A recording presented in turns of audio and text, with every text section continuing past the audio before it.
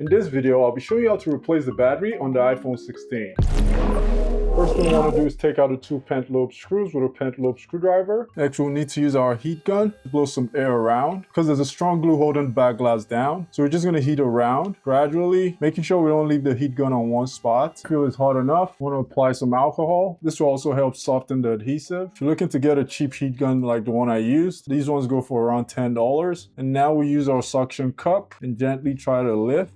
Want to create a gap. If you notice, I'm just going up and down. So it's going to lift it up gently. You don't want to just go all the way and force it open. You're just going gently up and down. Okay, apply some more alcohol. That way it can get through the gap we just made. There's a little bit of space there. So every time you see a gap, it's a good opportunity to just add a little bit of alcohol. That's going to help soften the adhesive because that's all you're trying to do. Just get the adhesive a little bit softer every time. And to do that, we normally use heat or 99% rubbing alcohol. So if I want, I can apply some more heat now. That's also going to help it.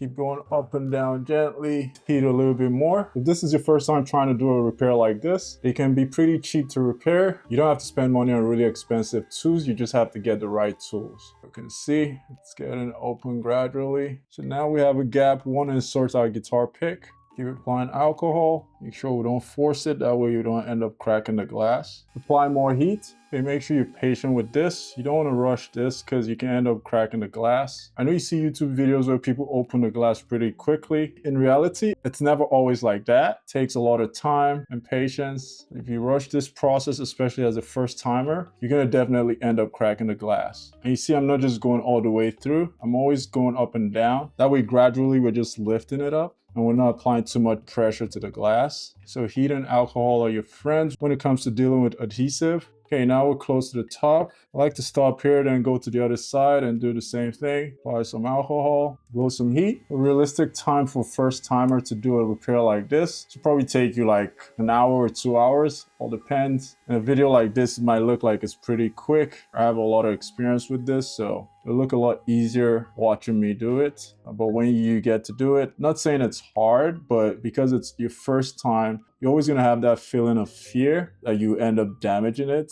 But that is a normal feeling we all get, especially when we're doing anything for the first time. But trust me, the more you do this, the easier it becomes. And you can't be worried about cutting any of the flex cables because there are not a lot of flex cables around the glass right here. The only place there's a flex cable you want to be worried about is somewhere around here. There's just one flex cable over there. You don't want to push your guitar pick too deep in there. Most of the time, if you just stay somewhere around here, so something like that, you're always going to be safe, but don't be scared about it. The worst thing that happens, it sounds bad, you end up damaging something, but you learn from every mistake. So mistakes are good, embrace them. If you can't embrace your mistakes, you can't fight your fears, and you're not going to be successful. So now we've gotten to the top on both sides. I like to apply some more alcohol. And I'll show you how easy this comes out. I'll blow some heat too. Now we have alcohol and heat. We're just gonna wiggle a little bit. It's almost out. Okay, now it's open. So what was holding it down at the top here are these hooks right here. So these two hooks and some glue. We use heat and alcohol, but the hooks have to be kind of like wiggled out of their spots.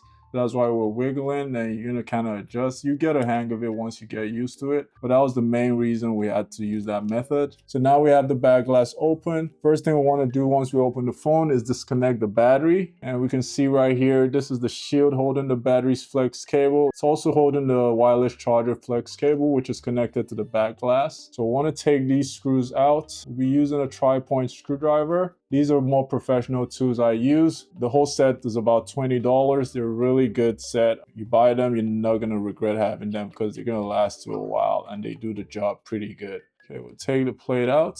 Put it to the side. Now I want to disconnect the battery's flex cable. You're going to see the plus and minus sign. Apple started putting that sign on newer models, which makes it easier. So we're just going to take that out. Thanks to Apple. They've been making repairs easier than before, which is good for us. And next we want to take this one out too, just for the back glass. We don't really have to. We can just start taking the battery out, but it's safer. We'll just take it out. That way we have more room to work with. Put this to the side.